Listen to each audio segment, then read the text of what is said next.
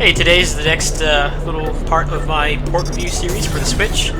Now, I've already uploaded several videos of this game, so I'm not going to be going over the mechanics. I'm just going to go over the port itself. I've played it quite a bit in portable mode. It does seem like it dips in the frame rate, but I'm not sure if that's just due to certain effects or whatnot. But this game is not really a manic shmup, or it's not a Danmaku game until you get to the last few difficulties.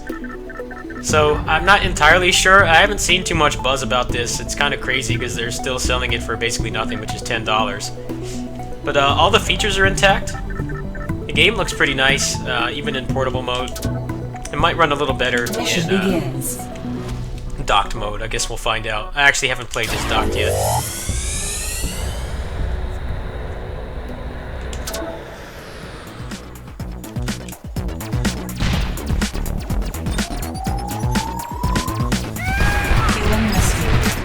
Weapon upgrade.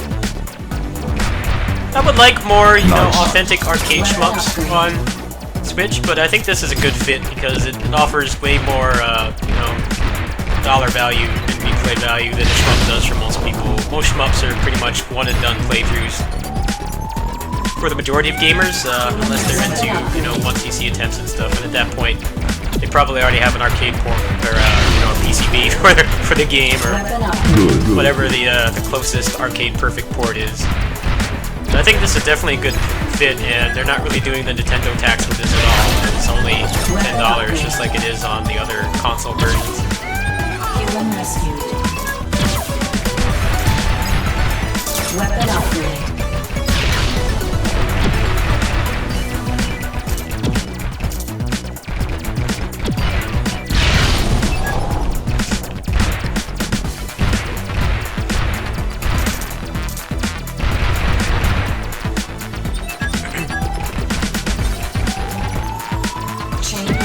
Human rescued.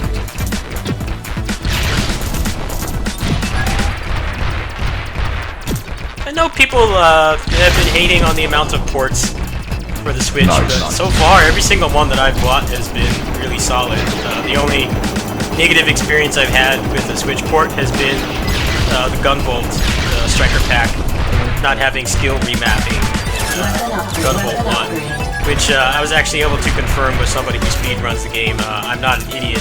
It actually just straight up does not have that functionality. But aside from that, every port I've gotten has been really good in terms of the performance and the controls, and actually being suitable for a portable and home setting. I think what people don't realize is that a lot of the developers, especially the big name developers, are caught off guard by how much the Switch was selling, because the Wii U was pretty much just a straight failure, and unless you want to bleed money, you don't want to immediately support the sequel to a platform or the successor to a platform that was not selling. So I think towards the end of this year is going to be a pretty big year for the Switch, which is why I made this big push in the fundraiser to get it funded now. But for now, there's a lot of really awesome ports. If you have an open mind towards games, then there's a lot of great stuff to play. I'm definitely going to be rebuying a lot of stuff I have on Steam just because I would like to play it while I'm away from home.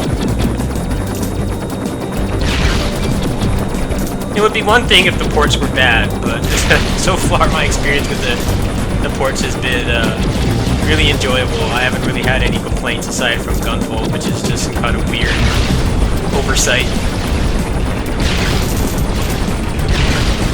Apparently they have patched it several times and they still have not fixed that issue, but the game runs smooth as butter at 60 FPS, which is, for most people, the definitive version. Apparently for speedrunning, it's kind of a bust in some cases. Stage complete. This game just seems like it's just a straight port. There's nothing really special about it.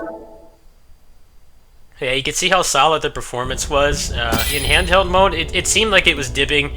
I'm not sure if that's placebo or not. It might have been. Maybe just the smaller screen makes it a little easier to notice that kind of thing, but it shouldn't really pose an issue. I will probably do another one of these once I get farther. I kind of got sidetracked with other games when I played this on Steam, but since it was only $10, I don't really mind too much. I bought it again in a heartbeat because I knew that I would definitely get my value out of it. Anyway, that's another little port review. I'm sorry these are kind of short and to the point. I have already covered both of these games extensively, so there's not really a whole lot to say. I just thought I'd throw something out there for people who are interested in these games that have a Switch, because they're both of these games, Earth's Dawn and Skyforce, definitely work really well in a portable setting. I can prove that today because I played both of these at the doctor's office. Anyway, catch you guys later. If you have anything else you'd like me to review that you think I'd actually like or I've covered in the past, go ahead and let me know. Peace.